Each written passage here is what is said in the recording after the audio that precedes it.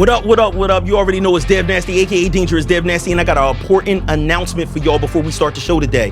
Y'all been asking for this for 2 years, and it is finally here, yo. The Devinwade Show live. We will be live in the building, Dubai Nightclub, Camden, New Jersey, on September the 18th. It's a Sunday from 4 to 8 p.m. So it's a daytime joint, you know what I'm saying? Everybody gonna be in the building. Walesca D gonna be in the building. Porta Rich gonna be in the building. The NASTYGIRLZ is gonna be in the building. You know what I'm saying? So it's gonna be mad twerky, twerk break, all that type of shit. Make sure that y'all come out and come rock with us. You know what I'm saying? Y'all been asking for this for a while, you know what I mean? For a while, by popular demand, highly requested. Listen, shout out to the people that put it together. We coming together. It's on the 18th, Sunday. Come out, vibe with us, man. It's gonna be live. Listen, it's the first time. First home stop, we stop at home. It's gonna be great, y'all. It's gonna be great. So make sure that y'all go to eventbrite.com to go get your tickets now. So all you gotta do is go in there, put the search bar, the Devinwade Show. You know what I'm saying? September 18th, Dubai Nightclub. We gonna see y'all there, y'all. Peace.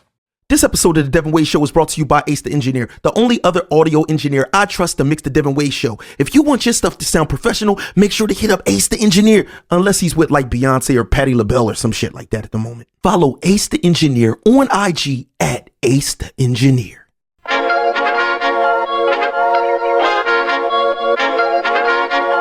Dev Nasty.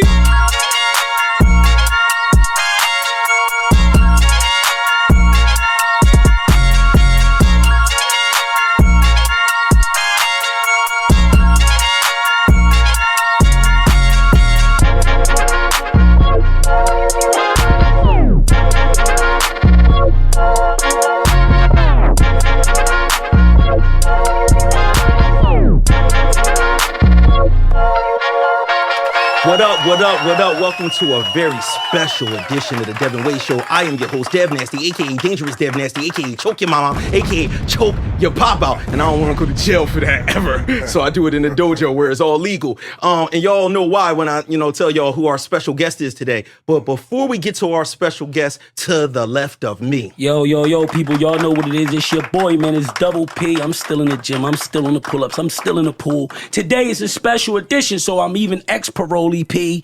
I used to be in prison, P. But we chilling. Yeah, we chilling. We got a special guest, dope story, though. You heard? And you ain't going past it, and all the way over here on the couch. You already know it's the girl Walesca D, and I've never been a parolee, but it does rhyme with Wally. It flowed nice. That don't even rhyme. It do. You would be a terrible rapper. It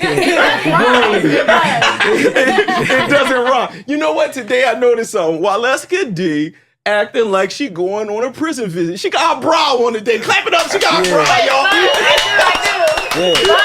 And she got the tan khakis on. She like ready, like to kind of like what the. Honestly, I probably wouldn't get in this. It has a wire in it. You can't have wire. Oh yeah. You know it sucks when you go up there and they tell you that. When they tell you, see, she know though. She hip. Like she must have snuck in a shank before. She like I can't get the wires in. Oh, and of course we got one of our nasty girls with us because everybody have your prayers. Send your prayers to Angelina. You know what I mean? She got that COVID. She got that 19. She got that COVID-19. Had to call out last minute. Was she on a bridal party? What was it? One of those like nasty parties? Bachelorette party. It was a nasty bachelorette joint? No, I wasn't there. I'm good. Well, you know the white people joints be kind of like freaky. It looked a little crazy. Yeah, a little freaky. But yeah, she got the 19 and shit like that, so she ain't here. But who we do have with us is the mixed mutt with the big bun. Hey guys, it's your favorite mulatto Monica. That's it? By myself. No titties, no white girl, Angelina. By myself. Okay. Well, Me listen. and my other half. Okay. All right. Well, listen, man. We got another person in the building, the very special guest, man. His beard is way thicker than mine. It grows up higher. Mine don't connect there. Fuck Only in the Hellcat and everybody make fun of my beard. This man has one of the most incredible stories ever. If there was a new Bible written today, this man could have a chapter in that joint. You feel me? We're talking about a man that went to prison for a crime that he did not commit, served 25 years. But now the world knows that this man is innocent. We have Anthony Wright in the building.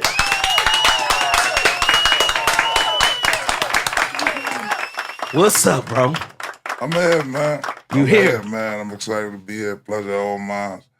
Devinwade Show. Yeah, I mean, I'm here, man. That's what's up, man. Now we want to get right to this, because I know y'all. We should have been talking about dicks or something right now by this point, but we ain't doing that. Today we talking about something really, really serious, and this man's story is incredible. Can you take us back to the beginning? How did you even end up in this predicament? Like, what happened the day the police came and got you? For sure, man. It was a nice, beautiful October day. It was a Sunday. It was the weekend. It was the end of the weekend. I worked every day, Monday through Friday, Friday through Saturday. I mean, I hang out with my guys, my folks. I mean, we go to the club, do what we do. And we did that weekend. And out of nowhere, Sunday, it's family day for me. I grew up in the north side of Philadelphia. I'm a huge sports fan. I played everything, boxing, baseball, basketball, and football was my sport. And every Sunday, that's what I did. I laid home with the family, ate, watched movies, and watched the games all day. Like I said previously, that weekend I was out with my guys. So Sunday, I slept in a little bit. Around 1:45, the game was about to come on.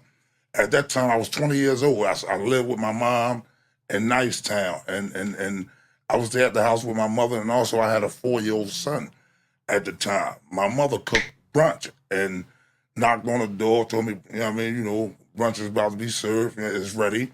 The game about to come on. I got up, washed my face, brushed my teeth. I came right downstairs and laid right on the couch. As soon as I did that, simultaneously, the phone rang, and it was a knock at the door. I'm laying on the couch. The phone is right by my head. I reached for the phone. My mother ran out the kitchen to the living room. I answered the phone, hello, and as I said that, I'm looking up at my mom at the door. She pulled the curtain back, and she turned around with this puzzled look on her face. And I said, what's wrong? She said, it's the police. And on the phone was my son's grandfather. He said, the police just left here looking for you. And I said, my mother opened the door at that time. I said, they just walked in our house. I'll call you back as soon as they leave. Let me see what they want. And they came in and said, they wanted to talk to me. I said, about what? They said they wanted to talk to me. And my mother lost her mind. She went ballistic. They said, what, defending you type of thing? Yeah. What do y'all want to talk to him for? He didn't do nothing, this, and that, and the other. And I didn't do nothing. So they didn't want to talk to me there at my mother's house.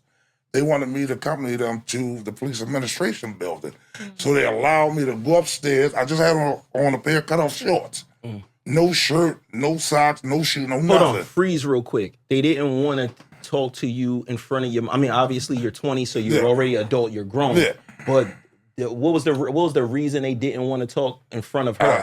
I don't know. But my mother went ballistic. What do y'all want to talk to him for? He didn't do nothing. And I didn't do nothing wrong. And I was, Mom, everything's fine. I promise, I didn't do anything wrong. So they allowed me to go upstairs and get fully dressed. I went upstairs by myself, got fully dressed, less than a minute, put some pants on, shirt, socks, sneakers, came back down, and they escorted me outside. As soon as they opened the door, unmarked car was sitting on the corner. And I walked out, and all the guys I was with the night before, and even the night before that, was on the corner like, yo, what's going on? I said, I don't know. And at this point, I'm dumbfounded. They put me in a car, and I get in the backseat of the car, and then they put me in. Detective get on the other side. They didn't handcuff you or nothing, They didn't handcuff me or anything. Oh, wow. And the detective that was driving got in the driver's seat and drove. So once we got in the car and drove off, I'm dumbfounded. So the driver, make a small talk. So whatever he's saying is really, I can't tell you what he said. Going in one ear, out the other. One ear and out the other. Now I'm stuck on, what just happened that quick? How did I end up in backseat of this car? They said they want to ask me some questions. And once we got to the police administration building, man, all hell broke loose. when I tell you all hell broke loose. What do you mean as far as a change in their demeanor Yeah, and behavior? I mean, they got real aggressive. I mean, That's why they didn't want your mom there. Yeah, so once we got to the police administration building, soon we got there, they got me out of the car, they put the cuffs on me. And I'm like, yo, what's going on? You know what I mean? And, you know, it kind of jacked me up, took me upstairs, put me in a room. Now, let me ask you something that's kind of irrelevant, but just so I could keep tabs on this. Was you a kid that played the streets at all? Like, because I'm trying to figure out, how does your name even... Bro, it was different back in 1991. The streets of 1991 wasn't what they is right now. You know what I mean? You know, growing up in the street, when I grew up, or probably when you grew up, every woman on your block that was your mother age was your aunt. I got what they you're was saying. able to crack in your damn head hit you. did what you supposed to do. Or, you know what I mean, a man on the block, you know what I mean, older your father, your uncle, you know what I mean, it's the same thing, bro. So we was good, bro. You know what I mean? Like, I never had no problem, no issues or nothing. You know what I mean? So, you know, like this was crazy. Like, I mean, I tell people all the time, I can explain this to you and you can try to imagine it, but it's impossible for you to really understand what I'm saying. Bro, we talking about somebody, bro, I didn't do nothing. You know what I mean? You know, they came and took me from the house that day, and then hours later, bro, I was charged with first-degree murder. And then weeks later, we found out that this elderly woman was sexually assaulted. Yeah, I mean, and all that was me. They gave me all that. So in the beginning, you thought that you were just being locked up for a murder that you didn't do? No, so when they first charged me, that's what they charged me with.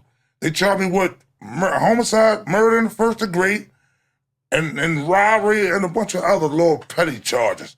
So that's right, you know, when they arrested me that Sunday. So we didn't find out until after they did tests on this woman's body that she was sexually assaulted. And then that charge came. I mean, And then they put the sexual assault on you. Yeah, they put the sexual assault. After you, so when you went to trial, I'm assuming when you went to court, they were like, okay, you're gonna get first degree murder and then all the other things. So then, no, so how that worked? So they arrested me and they got me to the police administration building. And remember, you know, when they came to my house, they said they just wanted to talk to me. Right. They promised my mother and myself, we just want to talk to him. He's not in no trouble. We'll bring him right back. Right. You know what I mean? And so once I got there, instead of them asking me questions, they said they know I committed this crime. They said, we know. So they said, you know why you're here? I said, I don't know why I'm here. They said, you do know why you're here. I don't know why I'm here. You know what I mean? So they said I committed this crime. They said they had witnesses and evidence, you know what I mean, to back up, you know what I mean, to show proof that I was the perpetrator of this crime. Wow. From the time in question, that Friday, till 1:45, right before 1 o'clock, when they arrived at my mother's house, I told them my whereabouts. For hours, I repeated the same thing over and over and over again. And man, I was scared. I'm 20 years old. Yeah, that's a baby. You know what I mean? That's like, a baby, like, yo. Like, you know, I never shot nobody. Let alone we talking about killing somebody. A woman at that. Man, I'm in there crying like a baby for my mother. And I was in there for a couple hours, and then I could hear my mother within a scream shot of me. I could hear her voice within a screenshot of my hair. Screaming, I mean, down there raising hell, like, what's going on? Where my baby at? I'm in there crying like a baby. Yo, I mean, let me talk to my mother. And one of the detectives brought some papers in that he wanted me to sign. Papers that had writing all over them. And they covered the papers up so I couldn't read the writing, because I was trying to read what was on the papers before I signed them. And even me trying to do that, I didn't even know my rights at that time. Right. I didn't even know my rights at that time. Knowing what I know today, bro, I wouldn't even left my house, bro. You know what I mean? If unless they had a warrant, or, you know what I mean, without my attorney present, bro. So, you know, they covered the paper up, and they told me if I signed the papers, I can go home. And fearing for my life, bro, they ripped my head off. You know what I mean? He said he was going to poke my eye out and scold, fuck, all type of stuff, bro, going on there. So I was scared for my life in there, bro. I wanted to go home, bro. I was in there crying like a baby for my mother, and I could hear my mother. How many hours were you in there? About 4 hours, 3 and a half, 4 hours. And people don't understand that 4 hours under that kind of like scrutiny and just yelling and the thing that you're being accused of, when a person gives you a opportunity for a release from something like that, and they say, listen, all you got to do is sign these papers and you could go home. And more than anything, it's the environment. It's where they have you at. You know, you talking about holding cells. You talking about already being handcuffed. You talking about a steel bunk. You know, away from his family, like he said he was young. I can only imagine because I've been there. I wanted to tap into that part, Tone, where you mentioned about the paperwork, because I tapped into your story. I tapped into a few of the pieces on the YouTube with the links, and tapped into some of your story, and that was an important part because that was a major trick that like they played on you in your case, where they kind of like was able to really like rig you and railroad you like that, where they got you like to like sign like some type of paperwork. They had me handcuffed. I was sitting in a chair. To go in a circle, but had handcuffs dangling from it. They handcuffed my left hand to it, and I had a cop and detective in back of me pushing my head down, one nose to nose with me, and I'm like, bro, I'm when I tell you I'm bald, I'm 20 years old, bro, and I'm like this size. Yeah. Bro, we talking about murder. We talking about an elderly woman, man. Like, I never, bro, you can't even imagine that. So, hindsight is 2020. Looking back on the sort of term we look when somebody pulling a joke on you, is saying you was pranked. I was waiting for somebody to come in, ask the question, or somebody saying, yo, you being pranked, bro, but that never happened. And bro, like I said, fearing for my life, wherever they told me to sign my name, I signed my name. Wherever they told me to put my initial, I put my initial. Now, were they trying to give you also, I've heard about this happening to a lot of different people, and sometimes they'll try to show people pictures of the victim, pictures of the scene, try to retell you what happened, so that they almost try to trick people into thinking that they did it, or something like that. Was there anything like that? They didn't show me none of that. They said they had witnesses and they had evidence to back up that I was the perpetrator of the crime. Bro, for 3.5, 4 hours, I literally repeated the same thing. Anything I said other than that was, I want my mother. I want my mother, man. And once I signed those papers, man, they said you just confessed to the crime. And so after they arrested me during the investigation in that neighborhood or around that area, where this woman was murdered at, Miss Louise Talley.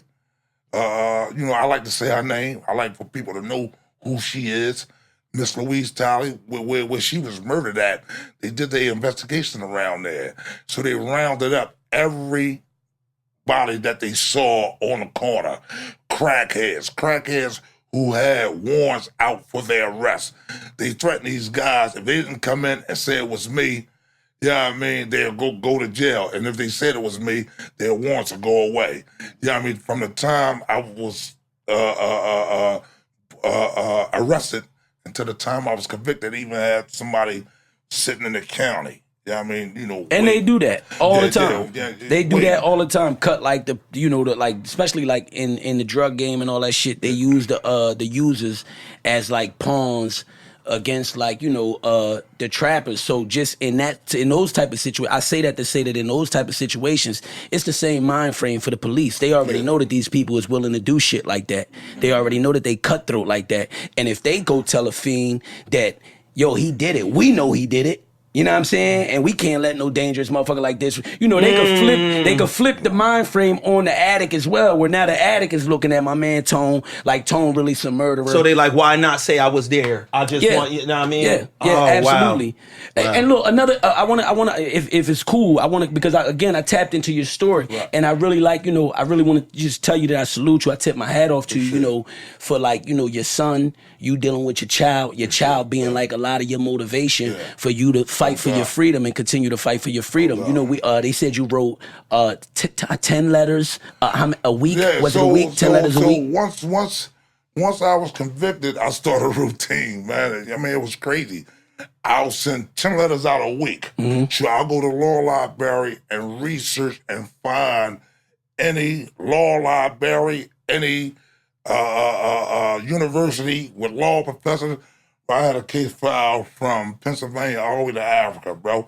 And I wasn't stopping. It's crazy. So around the time I was convicted and I started writing the letters, the Innocence Project had just, came into existence. And at that time, there was only one Innocence Project, what was in New York City, co-founded by Mr. Barry Sheck and Mr. Peter Neufeld.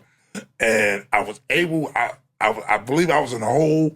I was able to get my hands on that address and also some other brothers, that generally, got down with me, was like, yo, man, you might want to holler at these people. Yeah. Right. And it's crazy because in 1991, when I was arrested October 1991. I went to trial June of 93. 2 years you sitting.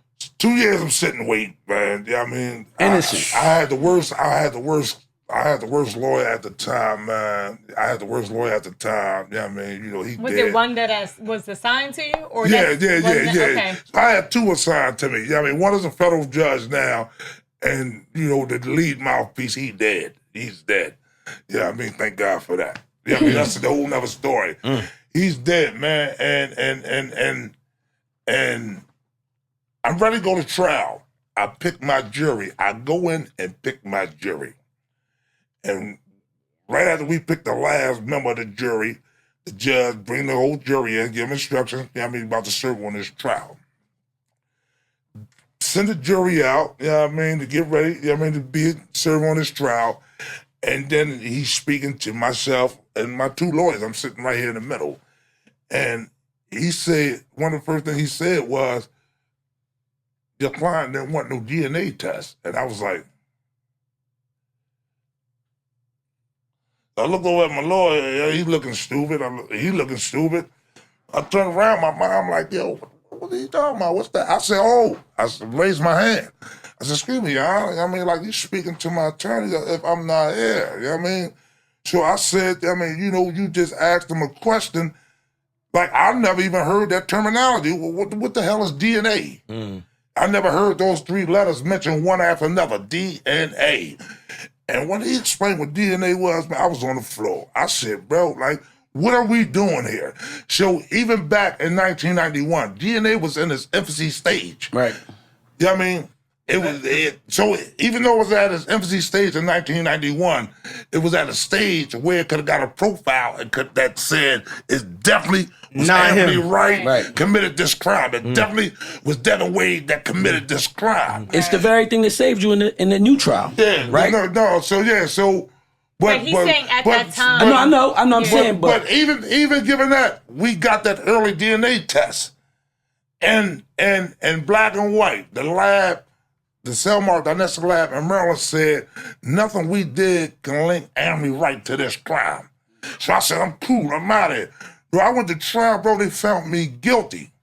First-degree murder. And not only was it first-degree murder, it was a capital case. Hold on. So it was based on the fact that they were basically trying to say, we got to sign confessions and we don't want to hear none of that. So that was the whole thing, bro. And that's one of the Pennsylvania, period, bro. The judicial system is one of the most corrupt places in America, bro. It's a Commonwealth state.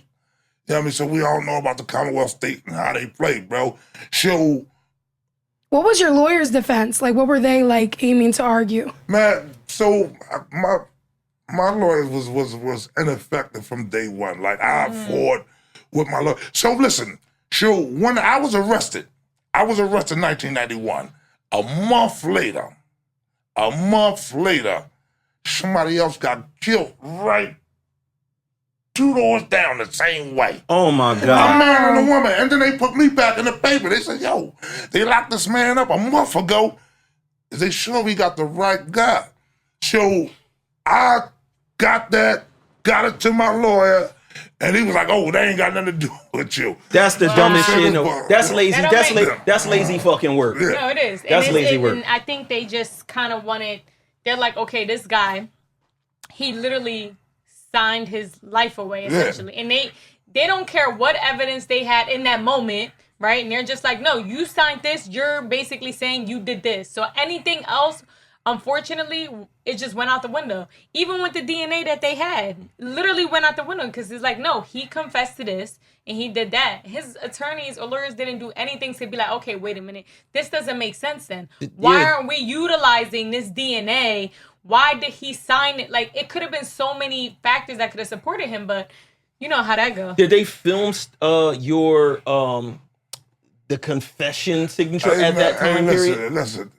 So, that was one of the highlights of my trial 25 years later.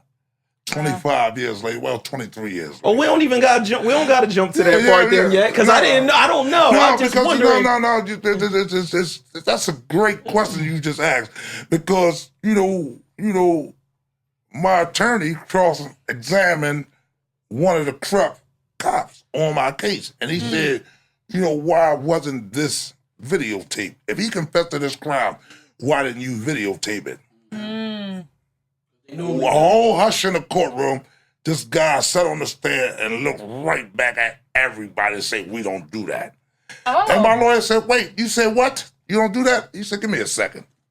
He said, this you right here who did a videotape confession 2 years before, the year before Tony was arrested. Right. He was like, oh, I forgot about that. Oh, my God. And That's then these Pennsylvania, man. Were they black, white, Hispanic? Hispanic and white. I mean, look like they Indian. I mean, and it's crazy. So this one cop, man, I mean, even today, man, I see this guy. So I couldn't tell you if it was one of the people that locked me up that came to my cell to pass me my mail.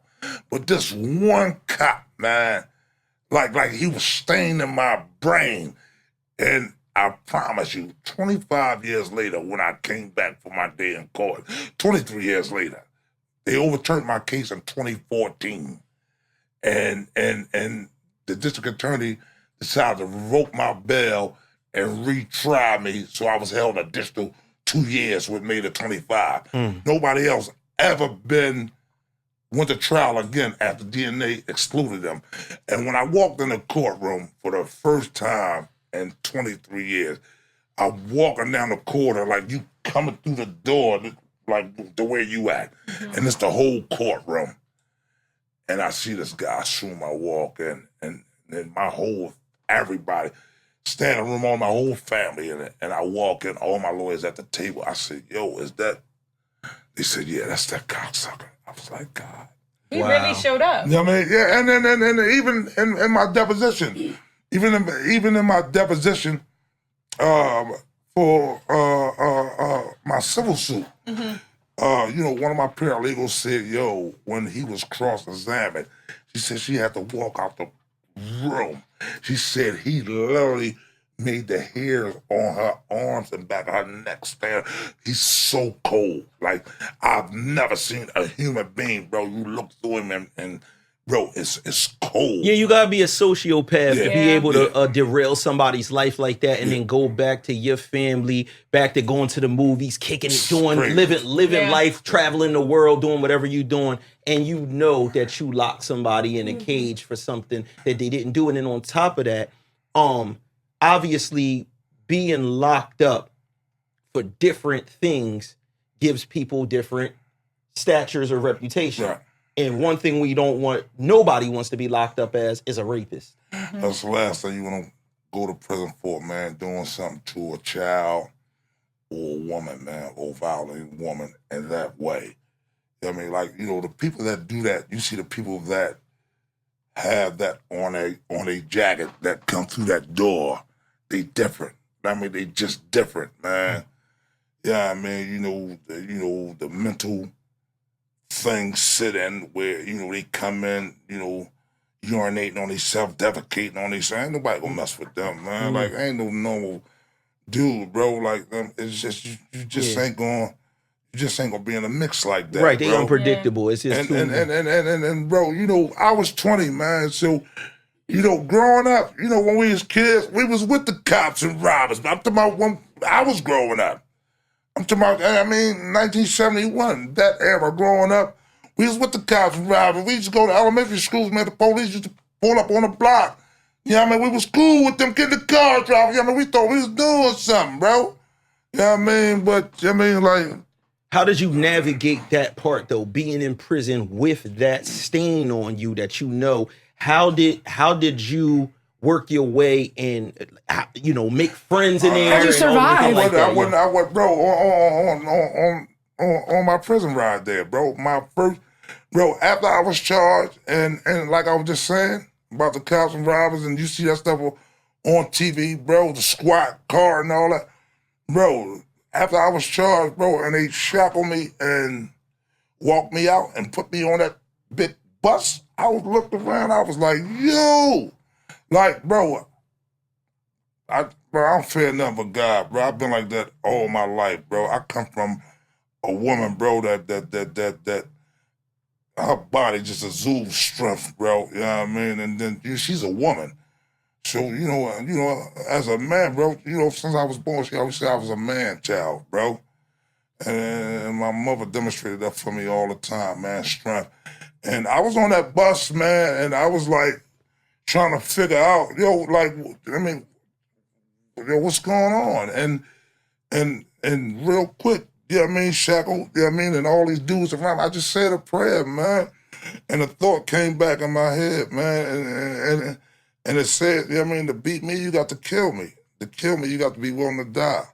You a fool if you're willing to die. Most men ain't willing to die. So whatever that notion was I had in my head before I went there, that thought, I mean, that went out the window. And I'm sure a lot of people, after being around you, I'm not saying that all rapists act this way or all whatever act this way, but I'm pretty sure there was a lot of people that just really got the vibe from you, from being in there, being around so many different kind of people that this ain't this guy right here. No, but you know, I'm just coming through. So, you know, so when you growing up in the street, bro, yeah, I mean, you know, I see Dev every day. We went to school. Dev ain't here no more. Where Dev at? In college? Yeah, I mean, which one? Jail or is he dead? So it's that sort of thing, bro. You know, walking in there, and guys I ain't seen for a few years, bro, they was in there, bro, and everybody I grew up with, man, that knew who I was. Yeah, I mean, you know, somebody come to, yo. But I had to do this on my own, man. And then, you know, my mother dealt with a lot of street people, man. I mean, that was about their work, man, and a lot of the old timers, man. Yeah, I mean, Black Mafia and all that, bro.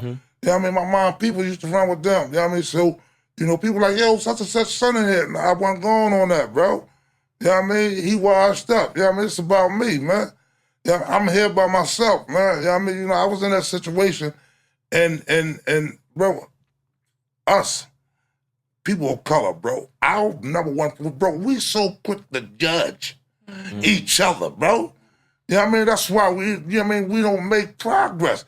Bro, I sat in prison for 25 years for something I didn't do, bro. And guess what, bro? I was stereotyped. He raped this old lady. He did. Bro, I never had a problem with nothing in my life. Ever in my life. You know what I mean? Anything I went through in prison, bro, was trying to help somebody else. I never wanted a home. It wasn't about me, bro. I wasn't going out like that, bro. And the crazy part is, bro, I was in prison 25 years, bro. Everybody in the world, even family, bro, they thought I committed this crime, bro. A lot of people thought I committed this crime, bro. And then, you know, I was able to prove my innocence and get my liberation back 25 years later, bro. And I met this lady, man, who I'm going to see tomorrow, man, who I love to death.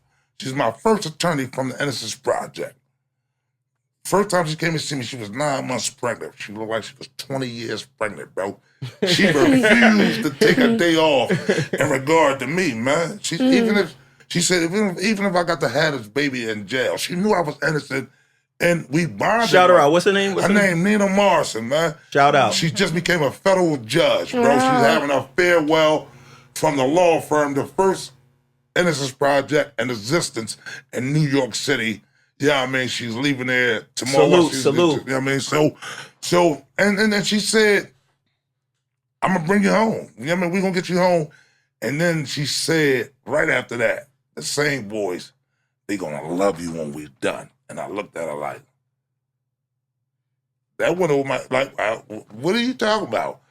I said, lady, only if you know, these dudes hate me, you know what I mean? But I'm not ain't nothing they can do to me. You know what I mean? So, so, and I didn't understand that statement until 16 years later when she walked me out of there. My case was Pandora's box. It exposed all the corruption that was going on in Pennsylvania before I was born. The Frank Rizzo era. 5 men and women have been exonerated because of what we did. Hundreds of other men and women came home because of what we did. And we still got that door open now. We're bringing them home every day, bro. You know what I mean? So these guys running around the jail, running, talking about me, they could have opened the door for me. You know what I mean? And you know, like, hey, yo, that's my guy. I know you didn't do that. You know what I mean? I'll give him the same response I gave him back then. All right, what's going on? You know what I mean? Chris, all right, why they sign? You know what I mean? All right, what's going on, brother? How you doing? So it's the same thing, bro. You know what I mean? I don't feel no ill will towards nobody, bro. I fear God, bro. You know what I mean? I'm God's son for real, man. So y'all got to worry about him, man. You know what I mean? People that take care of him, he take care of those, man. He take care of his kids. You got to worry about that, not me. I'm wondering something. You talked about judgmentalness and how judgmental people are. After your experience, we know that what you were accused of could have got you the death penalty, right? And nearly you almost got that, right? Do you believe in the death penalty? I don't, bro. I don't, bro. You know, and I say that wholeheartedly. I stand on that, bro. 10 toes, bro. I was in prison for something I didn't do for 25 years, bro. In actuality, bro, this is a second chance for me, bro. It's a second chance. And I tell the men that committed a crime, bro, this is a second chance, man. Like, come on, man. It's only one judge, and that's God, bro. These men got on that uniform, that's their job, bro. You know what I mean, bro? I used to pray all the time, bro. And after every prayer, bro, I used to put in a dua, and the same one every time. And I used to ask God, I mean, you know, I don't know why you chose this for me. You know what I mean? If this is what you want from me, send me a sign. And I'm cool with that. And I never got a sign, bro. The reason why I asked you that is because listening to his story actually makes me like rethink. So any person, they show me somebody, they say this dude raped and killed this old lady. My mind is instantly on, kill him. Hang that nigga. Clap that nigga. Throw him in here with us. We kill it.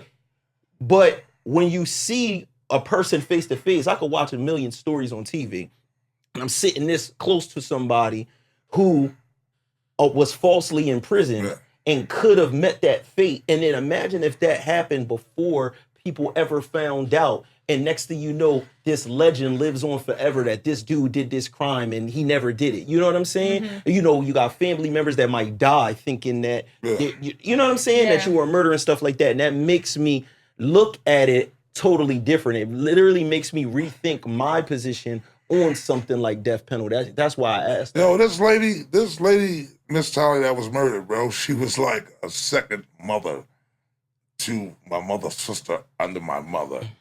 And that just, our relationship was never the same.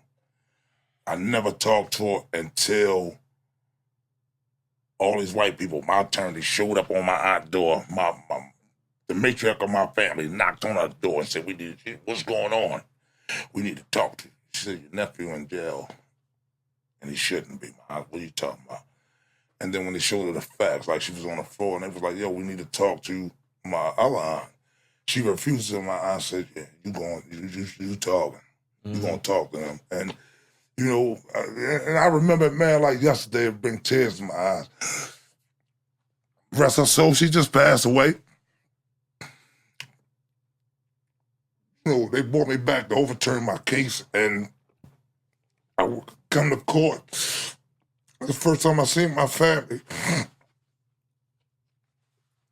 Some of my family in 23 years. And my lawyers were so happy. They brought me up, and the guard said, you know, your attorneys want to talk to you, man. I go in the booth. A booth fit 2 people, man. All my attorneys in there banging on the window.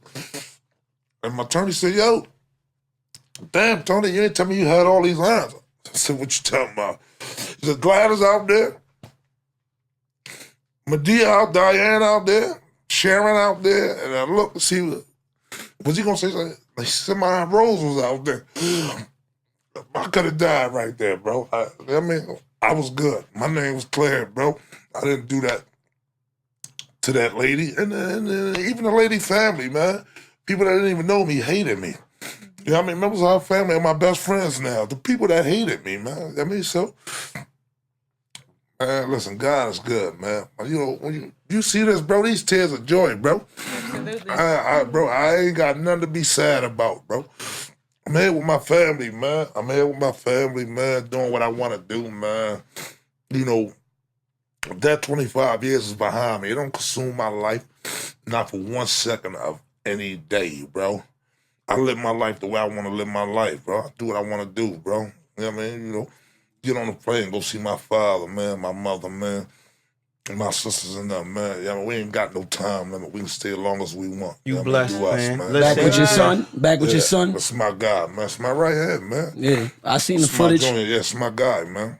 And he always kept the faith in you. Always. And I everything. mean, you know, he was 4 years old. He didn't understand the magnitude of what happened back then. But, you know, as he grew older, every year, he understood a little more till he can fully grasp it. He knew, man. One of the Tone, not to cut you off, but one of the jurors in one of the clips that I watched, she stood out to me. One of the jurors in the new case when they turned it all around, the most recent trial. One of the jurors stood out to me because she said that, you know, I think something she said made sense and stuck out to me. First and foremost, she said that I just want to say, repeat what she said, that once she got to know you and they all got to know you and, you know, got to know your case, they knew you were innocent. You know what I mean? They knew without a doubt you were innocent. But she also mentioned about just like that what happened to you that was like a known thing to kind of like for like police department, law enforcement, government, whatever you want to call it, to kind of like prey on people in areas like yours, poverty-stricken areas. When you're young and you black and don't got nobody to vouch for you, that's what she said. Right, exactly. But I was a jury foreman, man, and you know, and also, man, at the end of that trial, you know, something was done that never was done ever. They refused to leave the courtroom. They wanted to see me, man, the jury. Wow. So, you know, the jury wanted to see me, and I'm very close to still a lot of that jury today. In fact, one of my jurors, one of my favorite people in the world, she's having a birthday coming up in a couple of days. I'll be there. Yeah, man. That's beautiful, so man. I'll be there, man. But, you know, excuse me. You good, you fine. So, you know, the jury refused to leave the courtroom. They wanted to see me. And the judge, you know, he was an asshole, you know what I mean? So his face was who it was. He couldn't hide it. He said he refused to release me even after all that. After I was exonerated and acquitted, he said, send him back to jail one more time. They hate to admit when they're crazy. wrong. It happens so often. They hate, you know, it's been people in other cases that it's been proven they found the killer, and they will say, I don't care what no one say, Johnny Johnson did that crime. Because maybe they can't come to grips with the fact that they put somebody innocent in prison. They gotta lie to themselves at that point. Yeah, hey man, and you know, bro, you know, I think life a joke sometimes, man. You know what I mean? You know, stuff happen and you sit back and I'm not Einstein. I'm probably the dumbest person in any room I ever be in with people. I promise you that. You know what I mean? But I promise where nobody's smarter than me is how to survive. And, you know, I did that for 25 years. And 25 years later, I come back and go to trial. And how that happened was they said I confessed to the crime. Right. So they said I confessed to the crime. So in Pennsylvania, if you did that, or they say you did that, that's like giving your rights away. So we fought from the time I was convicted. When I got with the Innocence Project, we went up to the higher court on appeal. They granted me back in, but they reprimanded me down to the lower court because they knew what they did to me. They was like, yeah, I mean, yo, y'all fix that. So for 9-10 years, it went back and forth. They said yes, the lower court said no. They said yes, the lower court said no. Even my judge, man, after I was convicted and he gave me the life sentence, I just escaped the death penalty by a couple votes. He said, you'll be back. He died. He another story too. He died 10 days later on a cruise. Wow. Right after he convicted me, man. Wow. Eugene Wow. Clark. Look at that. Yeah, Eugene Clark. Ain't that some Yeah, shit? so,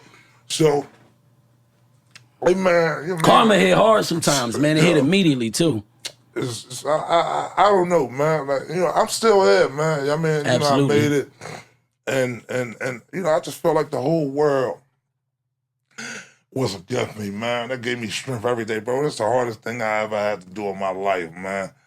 But, bro, yeah, man, every sleep, man, my eyes open, man. I see my son, man. I got to get to him. He need me, man. That's beautiful. Yeah, I mean, it was my reason, man. My mother died in 1998, man. God rest her soul, man. And they wouldn't even allow me to go, leave my mother to rest, give her a proper burial. You know what I mean? I had to do it 25 years later after I came home. Well, about 20 years after she passed away, I came home, man. The first thing I did when I walked out the door was when I got my mother a tombstone. She laid in that yard with nothing, man. So not only my mother right here and one of my aunts laid right next to her. I went and got both of them tombstones, man. So, Because your mom was always a supporter, always riding for you. Man, my mom was everything, man. Like, you say something crazy about me, you was in trouble. She didn't care who you was. I was up, but man, my mom, when I was in prison, man, if I called 20 times a day, she cried for me all 20 times. So, Tone, and I want to talk about this because I dealt with shit like this with just incarcerated your family, what it does to your family, because they didn't only hurt you. How big of a blow, because people don't understand, stress kills. Yeah. A mother, her son, you everything. Yeah, take you away from her for life. Like, how big of a blow do you think, that was the biggest blow. So, my dad is the greatest dad. He's my hero. Whatever happened with my mom and dad, I grew up with my mom. I wasn't with my dad, not because of him. That's the way my mom wanted it. And I had this conversation with my dad. I said, that's why I respect you so much. You know what I mean? Because I know you wanted me. And I know you wanted me bad. You know what I mean? You would have did anything for me. And I knew that. And my mom wouldn't allow that. And my mom went to her grave regretting that after what happened to me. And during trial one day, recess, my mom taking both of my lawyers to lunch and walking down the hallway. She saw a man look like me and stopped him and asked him, do he got a brother named David Parker? Sure enough, it was my father's brother. That's how I got back in touch with my dad. Wow. I mean, so crazy, man. Wow. Now, I want to know something. What happened? One, DNA finally proved without a shadow of a doubt that you ain't have nothing to do with this shit at all, right? Right. But what about the real like, who's the killer? So when again, they said I confessed to the crime. So that was like me signing my rights away. So that's why they kept denying me. So let me help y'all understand something.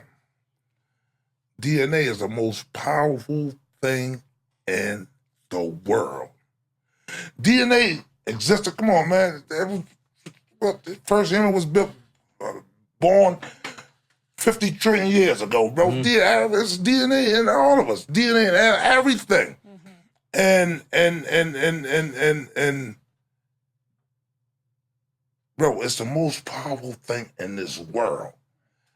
Yo, DNA says two things. It says yes and it says no. It says guilty and it says not guilty. It's no in between. You can't get around. Bro, I watch a man in prison, bro, finish his whole sentence, like 30 years, about to make parole and go home, only to run his DNA through the data and found out 30 years ago, but right before he came in, he raped a little girl going to school. Like, there's no way around it. So, but they kept denying me. Lo and behold, Seth Williams took over for the old regime.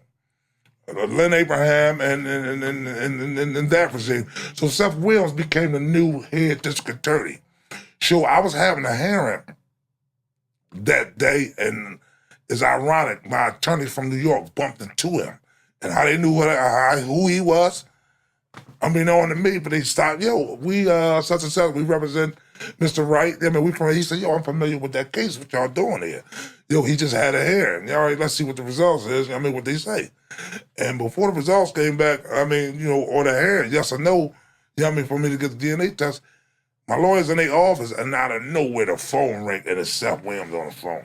And he said, okay, y'all want the test? Let's do the test. Arrogant. I'm used to my arrogant, man. Not only that, we learned that they still, bro, I was convicted. Serving life with no parole. To die in prison, come out in the box. I was convicted at this time. Bro, this 23 years later, bro, they still got the clothes that they said I supposedly won, the perpetrator war during the time that Thank God. You know what I mean? So my people was able to get a search warrant, get the clothes, you know what I mean?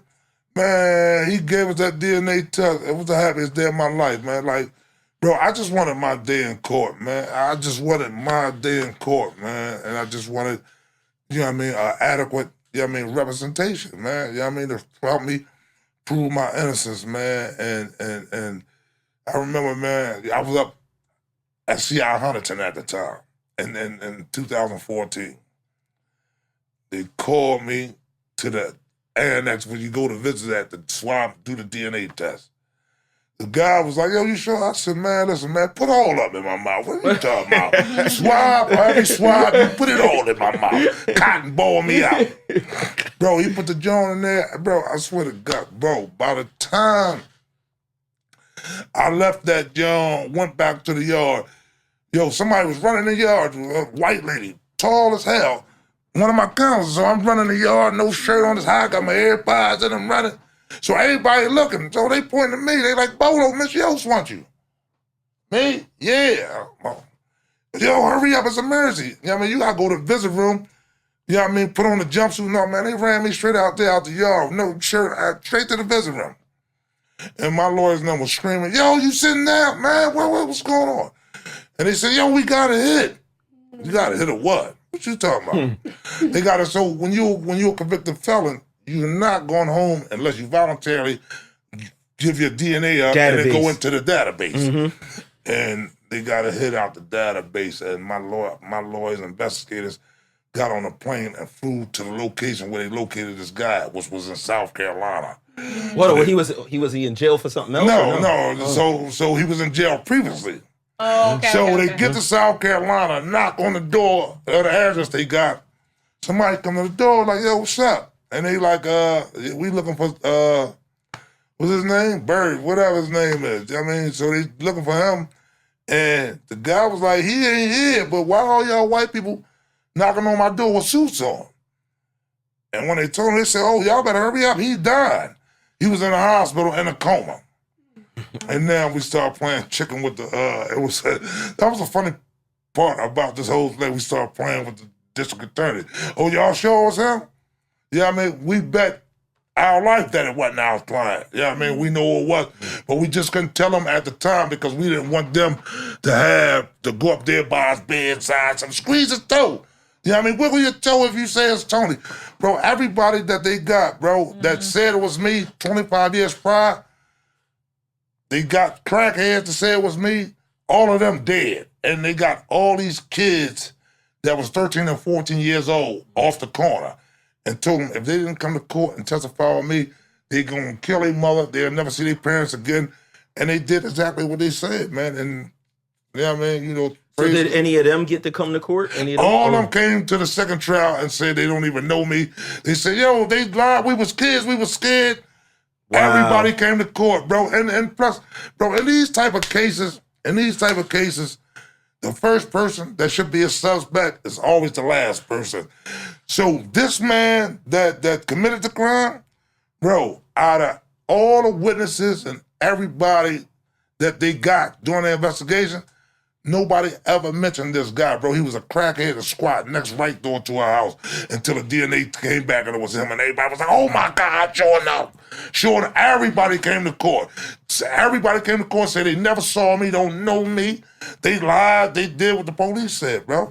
This dude was next door. Now he found himself all the way to South Carolina. But he didn't. So, and then, you know, during our investigation, so we had found his daughter. So her mother was killed when she was an infant. And she grew up all her life to learn that her father killed her mother, but he was never charged for it. Oh my God! So he's possibly a serial killer. Yeah, man. Yeah, I mean, 25 years, bro. I mean, he could be if these are the two. I mean, for you to get two hits like that fast. Yeah. What about the people he met in the other amount of time of his life? You know what I mean? This is something that this person does. This is part of their profile. Yeah. That's fucking incredible. Yeah. But you here now. Hey, man, I'm here now, man. I just listen. I ain't gonna hold you, bro. Like, you know, again, I tapped into the story. I tapped into a few clips earlier while I was at my little day job. That shit made the hairs on my arm stand up. You know what I mean? Because you know I got two sons. Yeah. And again, man, you know, you sitting here like, you know, shedding tears and shit. That shit heavy, you know. And I commend you because for real, I commend you because you so humble and you taking it the proper way. Hey, man, listen, You taking it the proper way, man. Because some people could have really like, you know, just let that animosity, that what they did to you, just let it go in a different direction, bro. Like I know I don't even want to say no crazy shit, but I just know, bro. 25 years of your life, a lot of people would have, you know, probably took it a different way and said, y'all took my life, I'm gonna react a different way. Hopeful? You know what I mean? Yeah, But I tip my hat to you. Hey, bro, you know, I'm 51 now, man, and bro, you know, I became who I am, man. The person you see is who I became in prison, man, and I matured a lot. I mean, like I matured so much, and I was angry. You know what I mean, you know, hey, man, you know. I'm a Muslim American that practice Islam, man. You know what I mean? Islam is peace, bro. For sure. You know what I mean? When you pray, bro, it open your heart, soften your heart, bro. For sure. And even, you know, I was angry with some family members, man. But, you know, I matured and understood to myself my family had nothing to do with me. You know what I mean? Like, they don't know, bro. I come from a middle-class family, bro.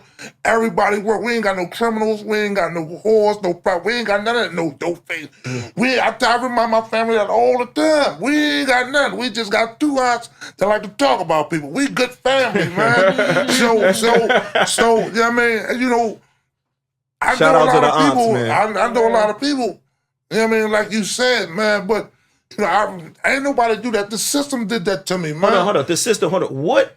There was no repercussions for the police that did this shit? So.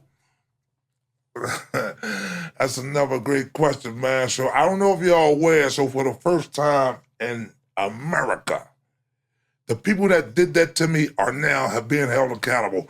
They was indicted, preparing to go to trial, and I'm the key witness. I can't wait. Oh my God, can't wait. I can't wait. Seriously. Oh my God, man. Seriously. Oh Yeah, man, that's can't wait. beautiful. That's a blessing, though. Now, in certain cases, I know they'll have people that'll they'll be locked up 20 years, 30 years. They get out. They can sue the system or the state or whatever like that. You weren't able to do anything like that? No. Well, again, man. Yeah, You got a civil suit, you said, right? Yeah. I'm like a trailblazer, man, to this thing. Like my case exposed. You know what I mean? Everything was going on wrong with the judicial system that was corrupt. You know what I mean? You know, I almost got my civil suit coming out the door, and they combat a lot of men. Like, you know, for me, you know, even like after my deposition, the judge said, hold up, I heard you. I mean, I want to talk to Tony. And, you know, we went by myself, man. I said, yeah, listen, man. Like, you know, what we talking about? Like, what are we talking about? You ever been to jail? No. Let alone for something you didn't do. I said, Yana, we're not talking about a day. We're not talking about a week. We're not talking about a month. We're not talking about months. We're talking about we decades. 9,074 days. That's a quarter of a century. That's 25 years. I said, listen, I'll tell you what, man, if you can give me this lady back, I'll walk out your courtroom right now. You ain't got to give me nothing. You can't do that, man.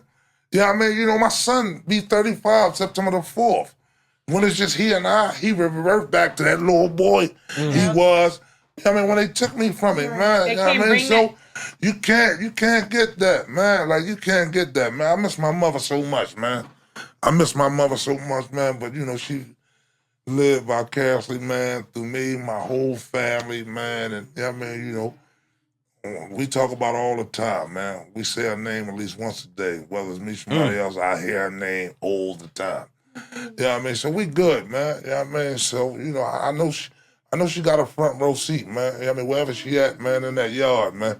I know she's looking down. Shout mom out right now, man. Shout mom out right now. They're all of our listeners, man. Hey, man, yeah, man. Hey, listen, man, you know, my mother, man, you know, rest in peace, man. You know what I mean? I miss you so much, man. And I promise, man, you know what I mean, everything I do, man, you know what I mean, you living vicariously through me, the rest of the family, we miss you. You know what I mean?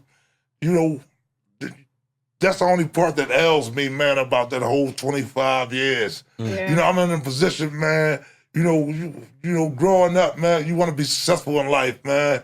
You want your parents to be proud of you first, man, before anybody, man. And you want to be able to do things for your parents, bro.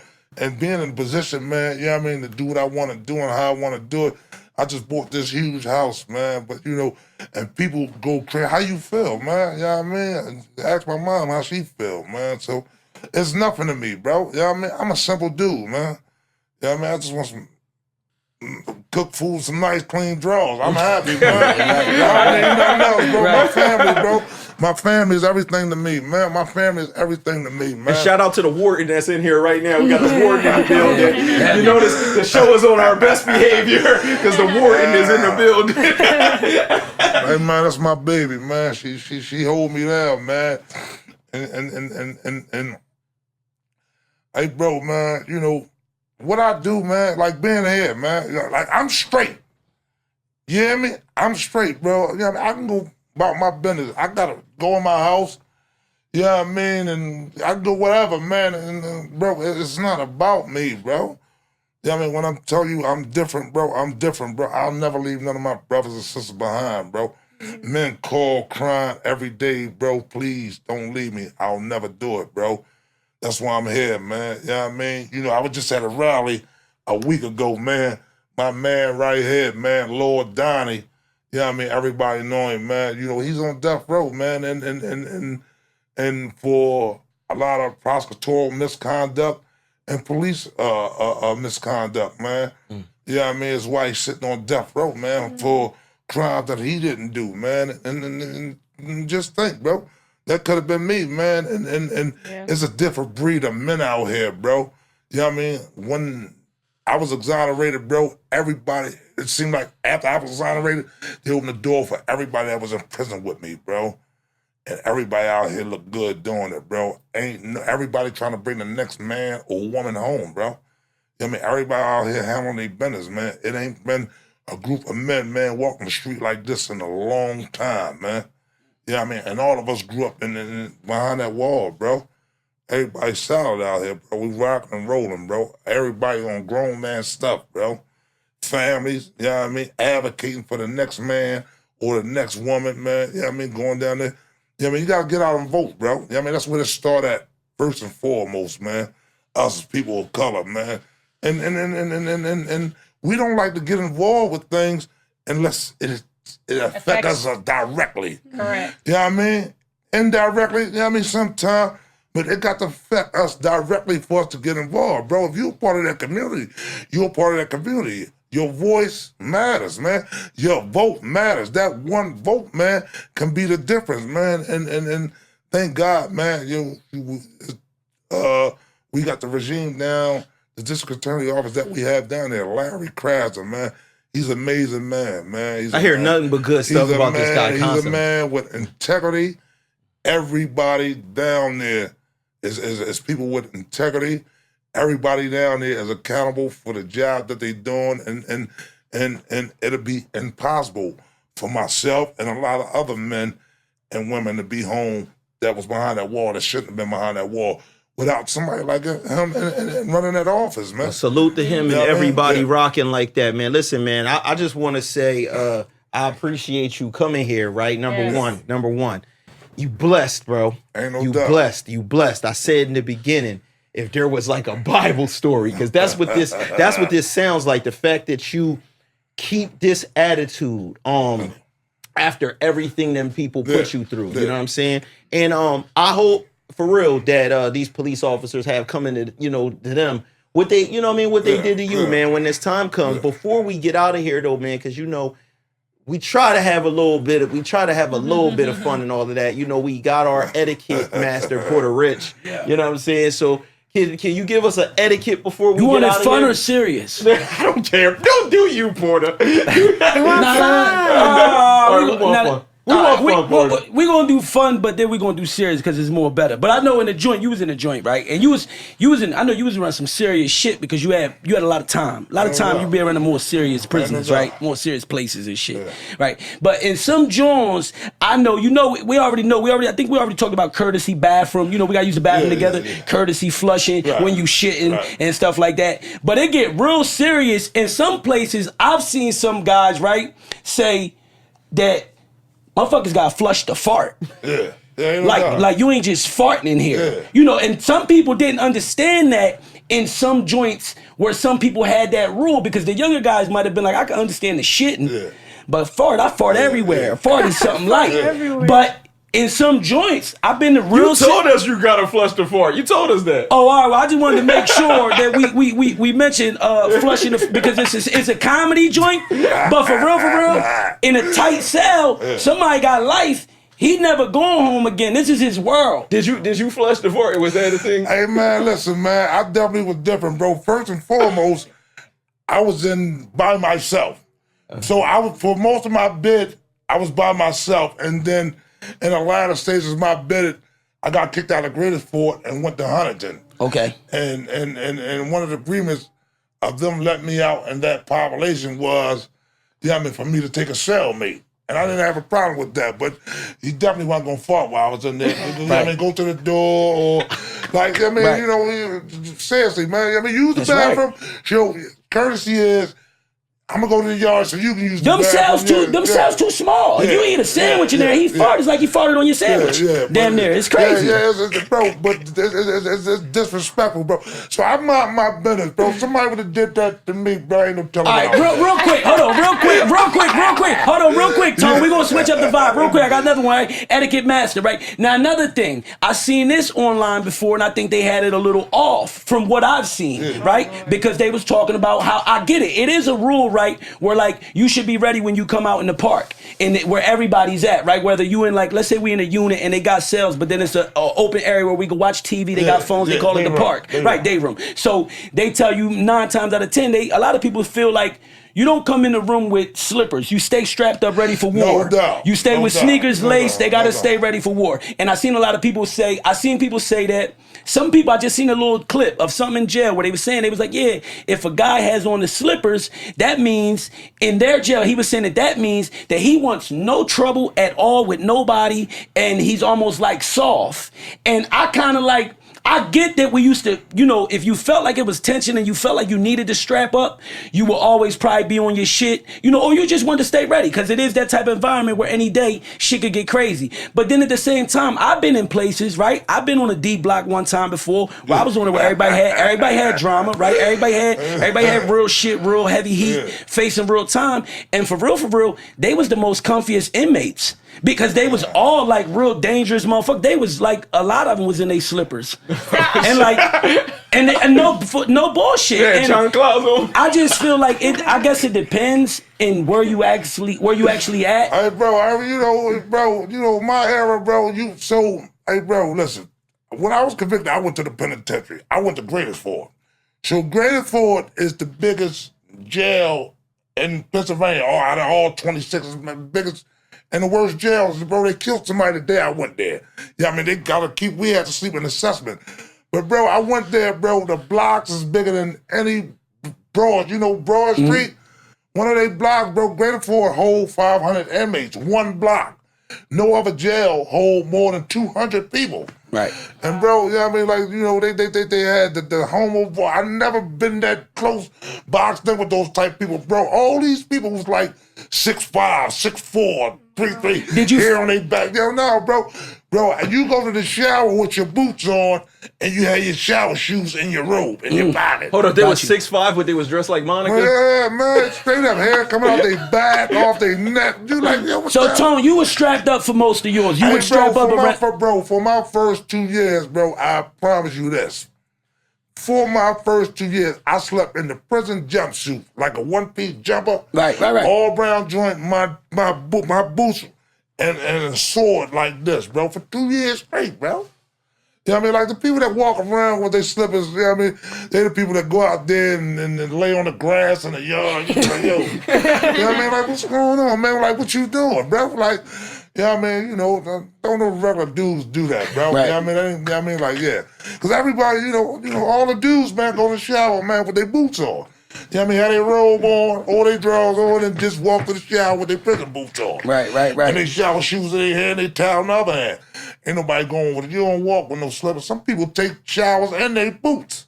Right. You know what I mean? They just got a pair of boots where they shower in and walk out. You know what I mean? They didn't shower. Oh, they can clean their feet later in the cell. Yeah, man. Yeah, that thing was serious, man. It was serious, man. Yeah, clean their feet in the cell. I get it. Yeah, that thing was serious. You know what I mean? Like when I first went through, you know what I mean? 93 when I was convicted. That thing was serious, man. You know what I mean? Like it's different now, though. Did you get to any places where it's a little bit more comfortable, a little bit more laid back, a little bit more? Bro, for me, it wasn't no comfortable, bro. I was in prison for something I didn't do, bro. Yeah, right, My right. first Your shit day was crazy. no different than my last day, bro. Your shit was crazy. Your shit was I different. never got comfortable in there, bro. You know what I mean? My comfortability came when they opened that door and walked me out, bro. You know what I mean? My first day in prison was no different than my last day. You know what I mean? After my sentence was overturned, I was exonerated, took me back to jail. I called, my son. He said, I said, where y'all at? He said, we all on our way to the prison. I said, come visit me. He said, I said, man, I'm still in jail. What are you talking about? They gonna wait for that paperwork to come through. I went upstairs, you know what I mean, jumped in the shower. The lady said, bundle is over. I said, what you talking about? She said, oh, you released. I ran out the I run down there with my drawers. He almost ran out of the jail naked. Put my suit back on. Put my suit back on. I just took off, man. You know what I mean? I couldn't wait, man. I've been waiting for that moment, man, for a long time. Oh, man. Best day That's of my what's up, life, man. Beautiful, bro. I'm so happy for you, man. I appreciate it. Like I said, we appreciate you coming My man, to the for sure. joint. You know what I'm saying? I told you I want to hook you up with my big brother, Andre Norman. I think if y'all link up, some powerful things can happen, do it, man. You know what I'm saying? Listen, y'all, we about to get out of here, man. For myself, for Walesca D, for Porta Rich, for Monica Mulatto, and of course, for this brother right here. You know what I'm saying? Listen, man. Hey, man, one more thing before we have, man, show. You know what I mean? Y'all already know in stores right now, Live to Tell, the conviction, exoneration, and trial of Anthony Wright, the documentary, the movie coming next year. Nice. Serious. Coming Fire. next year, y'all. Listen, and we appreciate y'all. This has been another episode of the Devinwade Show, and we out of here, y'all. Peace.